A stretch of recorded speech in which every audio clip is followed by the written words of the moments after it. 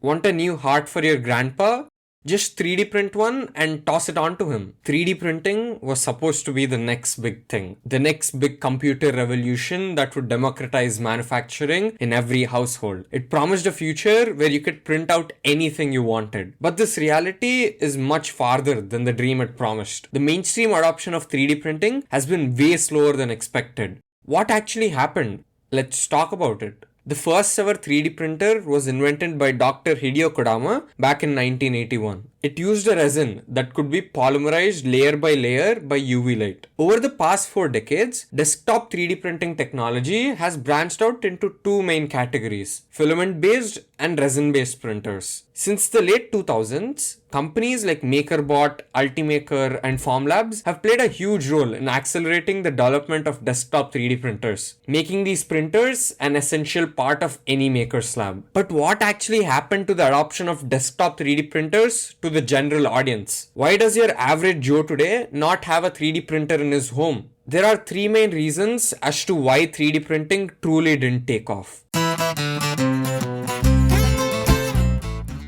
3D printing companies like MakerBot Industries, Formlabs, and Prusa were truly the pioneers of the desktop 3D printing space in late 2000s and early 2010s. They played significant roles in developing maker-friendly 3D printers for home and office use, as well as running open source projects that contributed to the growth of 3D printing technology as a whole. For a hardware company, open sourcing your well-researched technology is a double-edged sword. Chinese manufacturers started pumping out 3D printers for a way cheaper price. Chinese companies have been able to undercut the prices of desktop 3D printers by ripping off designs and producing products at rock bottom costs. When companies are primarily focused on undercutting each other on price, there is less investment in research and development. Companies started limiting innovation and shifted their focus on price reduction. This was the biggest reason why companies like MakerBot and Formlabs have either stopped or moved away from consumer level printers to more enterprise level printers for big corporations. There truly isn't an Apple of 3D printers right now, although there is a Chinese company that is popping up. We'll talk about it later in the video. For a beginner, an average cheap FDM 3D printer is not very simple to set up and use. Even after setup, you still have to constantly maintain it properly every time you actually print something. Many desktop 3D printers require painstaking level of calibration and leveling of the print beds before use. Another issue is the complexity of designing CAD models for 3D printing. For most casual users without a lot of technical backgrounds, the learning curve for CAD applications like SolidWorks, Fusion 360, or Onshape is extremely steep. An average Joe is not going to spend his whole week trying to learn SolidWorks just to print a pen holder. Even though tools like Thingiverse, Printables, and Tinkercad exist, the whole process of designing is still pretty complicated and not as straightforward as printing something on a piece of paper. This process of 3D printing a 3D model is so goddamn slow and noisy. Imagine listening to this nonsense for 30 hours straight just for it to fail miserably.